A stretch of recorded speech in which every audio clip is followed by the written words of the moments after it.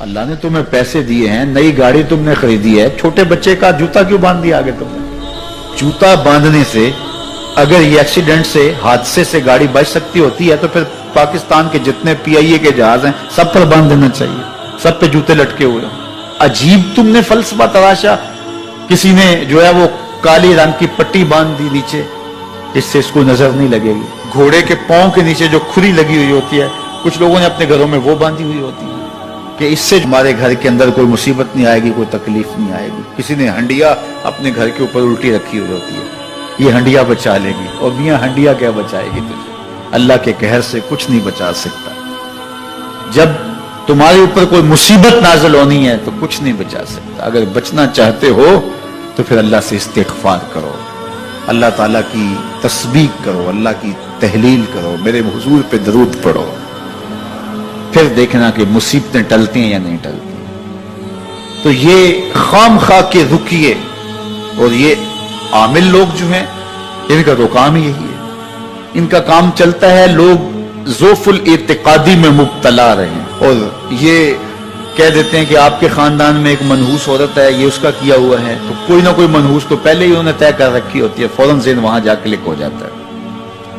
اس کا نون سے نام شروع ہوتا ہے, اس کا کاف سے نام شروع ہوتا ہے, اس کا جیم سے نام شروع ہوتا ہے, تو پورے خاندان میں کسی کا نام کاف, نون یا جیم سے تو شروع ہوتا ہی ہوگا, یا دوستوں میں, تو فوراً ذہن جو ہے ادھر منتقل ہو گیا. اب یہ بابا جی نے بتا دیا ہے, ہاں اس نے یہ بات کی تھی, کچھ باتیں یاد آنے لگی, اس کاف سے شروع ہونے والے نام کے ساتھ نفرت پیدا ہو گئی. اس بابے نے نفرت کا کاروبار کیا. اس نے تو 100 روپے 200 روپے لے لیے, لیکن دو انسانوں کے اندر نفرت ڈال دی. اس کا گریبان کل قیامت کے دن پکڑا جائے گا. ان ملنگوں کے پاس, ان ذوف الاعتقادی کو پھیلانے والوں کے پاس کبھی نہ جاؤ. تمہیں مصیبت پڑی ہے, تمہیں لگ رہا ہے کہ شاید میرے اوپر جادو ہے, تو پڑھو نا سورہ بقرہ, جادو جڑ سے اکھڑ جائے گا. 40 دن اپنے گھر میں سورہ بقرہ پڑھو, برکت ہوگی. کہتے ہیں مولوی صاحب 40 دن تو نہیں پڑھی جا سکتی, 2.5 پارے, ہمیں کوئی تعویذ ہی کرتے ہیں. ہم شارٹ کٹ چاہتے ہیں نا, روزانہ صبح 2.5 پارے سورہ بقرہ پڑھے, یہ تو ہم سے نہیں پڑھی جائے گی. تو آپ کوئی تعویذ ہی لکھ لیں. کاروبار میں برکت نہیں, میں کہتا ہوں پڑھو نا سورہ واقعہ, 3 رکوع ہیں, برکت ہوگی. ہم کہتے ہیں ہمیں تعویذ ملنا چاہیے, بس وہ ہم گلے میں رکھ دیں, بٹوے میں رکھ لیں, پرس میں رکھ لیں, اور ہمارا کام ہو جائے, ہمیں کچھ بھی نہ پڑھنا پڑے, ہمیں وضو تک نہ کرنا پڑے, نماز نہ پڑھنی پڑے, اور برکت ہو جائے. ایسے برکت تو نہیں آتی. اس لیے چھوڑو ان کی جان, آؤ قرآن مجید پہ آؤ, آؤ سجدوں پہ آؤ, آؤ دعاؤں پہ آؤ. سحری کے وقت اس کی رحمتیں آواز دے رہی ہوتی ہیں, حل من مسترزقن, ہے کوئی رزق مانگنے والا, اور تم اس وقت سوئے ہوئے ہو, سارے دن ٹھوکریں کھاتے ہو. آؤ نا اس وقت جھولی پھیلا کے, ہاتھ پھیلا کے کہو مالک تو جھولیاں بھر دے. تو پھر دیکھنا, میرا بیٹا سالم مشرکین کی قید میں ہے اور میں فاقوں کی حالت میں ہوں. تو فرمایا آل محمد کے پاس ایک سیر جو ہیں, بس اس کے علاوہ ہمارے پاس بھی کھانے کے لیے دنیاوی اسباب نہیں ہیں. کہا صبر کرو اور اللہ سے ڈرو, اور لا حول ولا قوت الا باللہ کثرت کے ساتھ پڑھو. یہ ایسا وظیفہ ہے, ایک حدیث پاک میں آتا ہے کہ یہ 99 بیماریوں کا علاج ہے. اس میں سب سے کم درجے کی بیماری ہم اور غم ہے. یہ دکھوں کا مداوع ہے, مشکلات کا علاج ہے, اور یہ وظیفہ میرے حضور نے بتایا. حضرت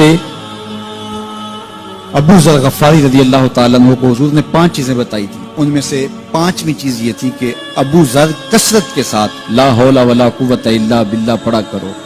فرمایا عرش الہی کے نیچے ایک خاص خزانہ ہے, یہ وظیفہ وہاں سے آیا ہے. یہ زندگی میں معمول بنا لو, جب پھنس جاؤ, مشکلات میں آ جاؤ, تو لا حول ولا قوت الا باللہ پڑھو, اللہ راستے کھولے گا. تو حضور نے 3 چیزیں فرمائی, اللہ سے ڈرو, صبر کرو, اور کثرت کے ساتھ لا حول ولا قوت الا باللہ پڑھو. وہ فرماتے ہیں کہ میں یہ عمل شروع کیا, ابھی گھر میں بیٹھا ہی تھا کہ دروازے پہ دستک ہوئی. تو میں اٹھا کہ دروازہ کھولوں, دیکھوں کہ کون ہے. تو دروازہ کھولا, دیکھا میرا بیٹا کھڑا ہے اور اس کے پیچھے 100 اونٹ کھڑے ہیں. تو میں نے کہا کہ تم اور یہ اونٹ؟ کہا مجھے موقع لگ گیا, میں ان کی قید سے بھاگ آیا. وَيَرْزُقْهُ مِنْ حَيْثُ لَا يَحْتَسِبُ، وہ تمہیں وہاں سے رزق دے گا جہاں سے تمہیں گمان بھی نہیں۔ اس کے ہو کے تو دیکھو، اللہ اکبر، اللہ کے ہو جاؤ تو پھر وہ تمہاری ضرورتوں کا کفیل ہو جائے۔ فرمایا حضرت عبداللہ ابن مسعود رضی اللہ تعالیٰ عنہ نے کہ کسی شخص کو فقر و فاقہ آ جائے تو وہ لوگوں کو بتائے کہ میں آج کل بڑے مشکل حالات میں ہوں، ہر وقت لوگوں کو بتاتا رہے تو اس کی مشکل بڑھے گی، اس کی مشکلیں آسان نہیں ہوں گی اس طرح۔ اور اگر وہ اپنی اس مشکل کو کسی سے شیئر نہ کرے بلکہ مصلی بچھا کے اپنے رب سے کہے کہ مالک فقر و فاقہ آ گیا ہے اور اس کا علاج تیرے پاس ہے، اس مرض کا مداوع تیرے پاس ہے۔ حضرت عبداللہ ابن مسعود فرماتے ہیں کہ رسول کریم نے فرمایا جلد یا بدیر اللہ اس کو مالا مال فرما دے گا۔ یہ بھی کبھی کر کے دیکھو، مشکل آ جائے، فاقہ آ جائے۔ اور قرآن مجید کا دل سورہ یاسین ہے، جس نے ایک مرتبہ سورہ یاسین کی تلاوت کی اللہ 10 مرتبہ قرآن پڑھنے کا ثواب عطا کرے۔ اور کتنا بڑا اجر ہے، آپ ایک سال میں بھی شاید 10 قرآن مجید نہ ختم کر سکے اور سورہ یاسین پڑھیں تو 10 مرتبہ قرآن مجید پڑھنے کا ثواب نصیب ہوگا۔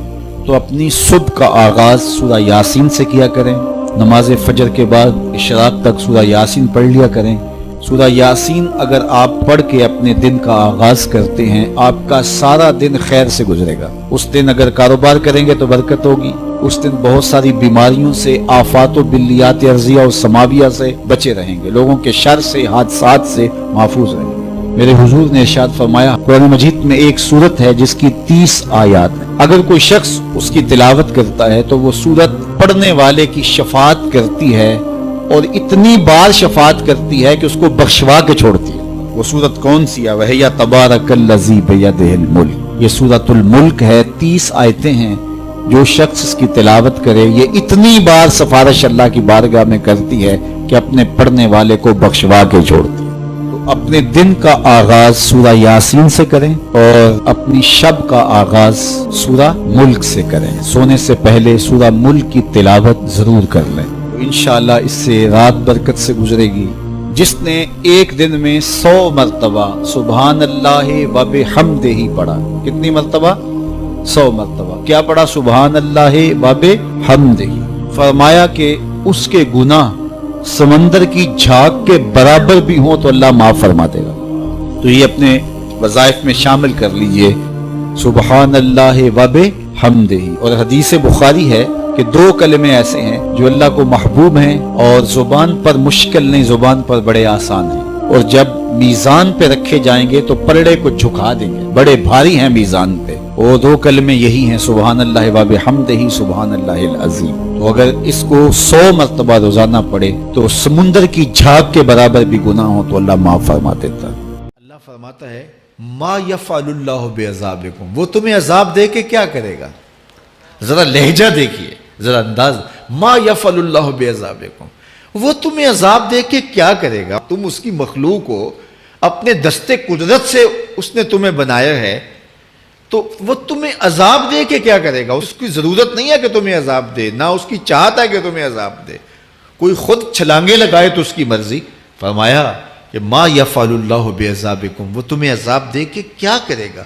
ان شکرتم وآمنتم، اگر تم شکر ادا کرو اور ایمان لاؤ تو وہ تو قدردان ہے جو کوئی اس کا شکر کرتا ہے اور جو اس پر ایمان لاتا ہے۔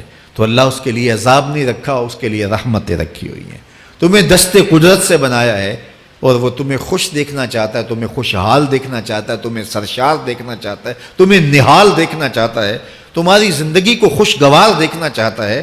تم نے اپنے آپ کو خود اپنے اعمال کی وجہ سے مصیبتوں میں ڈالا ہے، تو کہا شکر کرنے کی عادت ڈال لو، دیکھنا پھر اللہ تعالیٰ جل شانہ کی رحمتیں تمہارے اوپر کس طرح اترتی ہیں، اس کی نوازشیں تمہارے اوپر کیسے برستی ہیں۔